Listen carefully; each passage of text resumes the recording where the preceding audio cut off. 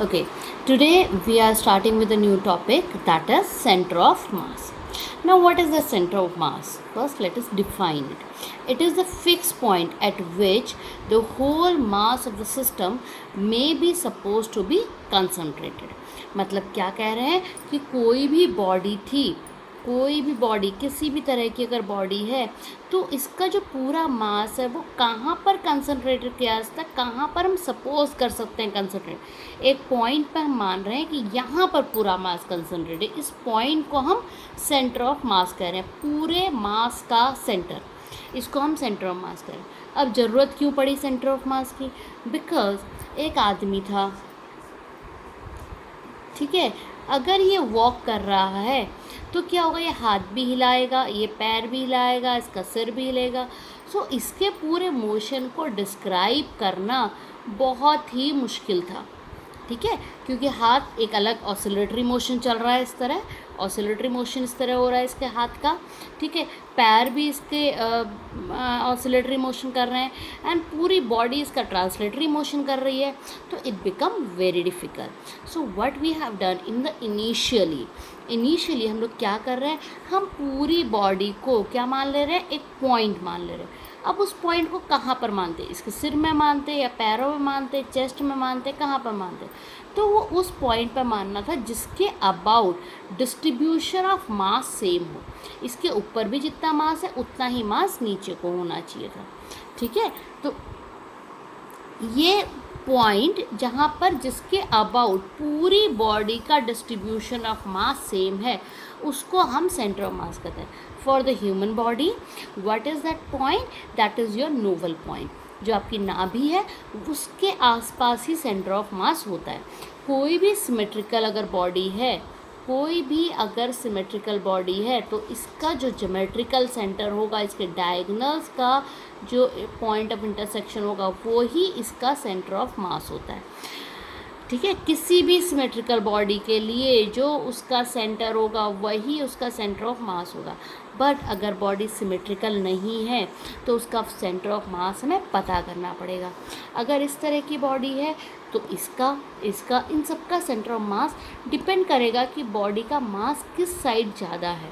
अगर ये एक बॉडी थी, एक स्केल था, यूनिफॉर्म डेंसिटी है तो सेंटर ऑफ मास सेंटर में होगा। लेकिन अगर आपने यहाँ पे वेट थोड़ा ज़्यादा कर दिया, थोड़ा डेंसिटी ज़्यादा कर दिया, तो सेंटर ऑफ मास क्या होगा, टूवर्ड्स द वेट शिफ्ट कर जाएगा। इस पॉइंट के अबाउट, सेंटर ऑफ मास के अबाउट क्या होना चाहिए, यूनिफॉर्म, मतलब कि जितना मास इस साइड है उतना ही मास इस साइड होना चाहिए, जितना ऊपर है उतना ही नीचे होना चाहिए। तो इसके लिए अब हम डेरिवेशन कर रहे हैं जो हमें ज़्यादा क्लियर कर देगा कि कहाँ पर सेंटर ऑफ मास होगा। सबसे पहले हम ले रहे हैं centre of mass of two particle system, मतलब हमारे पास दो पार्टिकल है P1 एंड P2, उनका मास है M1 एंड M2, और हमने कोऑर्डिनेट सिस्टम ले लिया और हमने मान लिया कि यहाँ से P1 का डिस्टेंस R1 है और P2 का डिस्टेंस R2 है ना। ये पॉइंट आप कहीं भी एज्यूम कर सकते हैं और वहाँ से डिस्टेंस लेंगे। इन दोनों का centre of mass obviously at the centre lie करेगा। एक चीज़ और याद रखना, सेंटर ऑफ मास जरूरी नहीं है कि बॉडी के अंदर ही लाई करे, क्योंकि जैसे मैंने यहाँ बताया सिमेट्रिकल बॉडी का सेंटर ऑफ मास कहाँ लाई करता है, उसके सेंटर पे। अगर इसी तरह हमने एक रिंग ले ली तो रिंग यूनिफॉर्म है तो इसका सेंटर कहाँ है, ज्योमेट्रिकल सेंटर इसके सेंटर पे। बट ये तो रिंग, इसका मास तो पूरा यहाँ पर था, ज़रूरी नहीं है मास के हो ना, तो मास के बाहर भी हो सकता है, तो सेंटर ऑफ मास बाहर हो सकता है। अगर आपकी बॉडी कुछ इस तरह की थी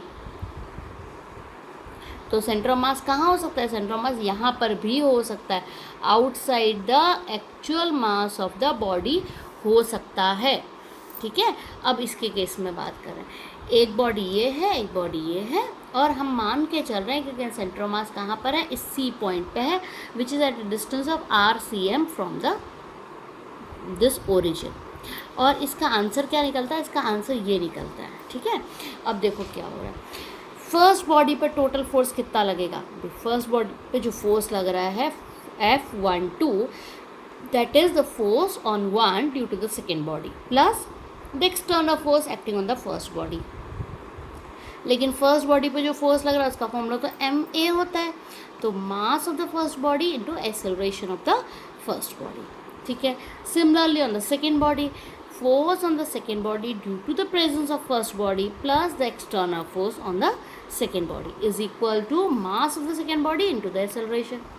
अगर इन दोनों इक्वेशन को हम ऐड कर दें तो क्या आएगा, m1a1 plus m2a2 is equal to f1 plus f2 is equal to EA plus ये F12 force on the first body due to the second body, F21 force on the second body due to the first, but from Newton's third law every action has equal and opposite reaction. तो ये दोनों एक दूसरे को cancel out कर देंगे. क्या बचेगा, F external plus F2 external, and ये क्या होगा, ये होगा total external force acting on the body. अब हमने क्या किया, हमने माना कि total mass of the body क्या है, दो ही पार्टिकल है टोटल सिस्टम में, तो सिस्टम का मास कितना हो गया, m1 प्लस m2. अगर हम पूरे सिस्टम को एक पॉइंट मान रहे हैं और वो पॉइंट इस तरह माना गया है कि जितना भी फोर्स एक्ट हो रहा है वो सेंटर ऑफ मास पे ही एज्यूम किया जा सकता है. ठीक है, तो mass into acceleration of centre of mass will be equal to the total force acting on the body. लेकिन ये टोटल फोर्स क्या निकाला, ये तो हमने ये निकाला कि ये होता है. अब देखो एक्सेलरेशन क्या होती है, एक्सेलरेशन होता है rate of change of velocity, तो dv upon dt, and m2 dv2 upon dt की सेकेंड एक्सेलरेशन. ठीक है, लेकिन वेलोसिटी क्या होता है, velocity is rate of change of displacement, तो पोजीशन वेक्टर का रेट ऑफ चेंज कर देंगे. d इंटू डी क्या हो जाएगा, D square, and dt into D T क्या हो जाएगा, dt स्क्वायर. इसको हम लोग सिंपल लैंग्वेज में डबल डिफ्रेंशिएशन भी कहते हैं. अब आ जाता है हमारा centre of mass of the body into the total mass of the body is equal to हमारा क्या है, ये आ गया. ठीक है, क्योंकि हमने क्या कर दिया, हमने जो एक्सेलरेशन थी, एक्सेलरेशन को क्या लिख दिया, d square r upon d t square लिख दिया. ठीक है, तो फर्स्ट वाली एक्सेलरेशन क्या हो गई, d square r one upon d t square, और सेकेंड वाली एक्सेलरेशन क्या हो गई, d t square upon r two d t square. ठीक है, अब m हमारा स्केलर था तो वो डिफ्रेंशिएशन के बाहर भी आ सकता है तो अंदर भी आ सकता है, तो हम इसे अंदर ले गए तो क्या आ जाएगा, D square D t square m1 r1, इसी तरह ये भी हो जाएगा. ठीक है, अब ये देखो ये वाला टर्म और ये टर्म आपके सेम है तो इनको हमने कॉमन ले लिया तो ये ऐड हो गया अंदर. अब ये मास को हम नीचे लेके गए, बट m क्या था, m तो था m1 प्लस m2, ये हो गया. अब एक्सेलरेशन को हम क्या लिख सकते हैं, एक्सेलरेशन को हम ये लिख सकते हैं, अगर सेंटर ऑफ मास के लिए है तो यहाँ पर भी सेंटर ऑफ मास हो जाएगा, तो हमने ये लिख दिया. अब कंपैरिजन करें तो क्या निकल रहा है, RCM इज इक्वल टू इतना निकल. ठीक है, इसी तरह अगर n पार्टिकल हों सिस्टम में तो कितना हो जाएगा, ये m टाइम मल्टीप्लाई हो जाएगा और नीचे भी m time. Summation of different numbers, अगर एक जैसे नंबर तो उसको हम समेशन भी लिख सकते थे, I1 to n. ये आपका सेंटर ऑफ मास का डेरिवेशन है, एक इम्पॉर्टेंट डेरिवेशन है सेंटर ऑफ मास के लिए. ठीक है.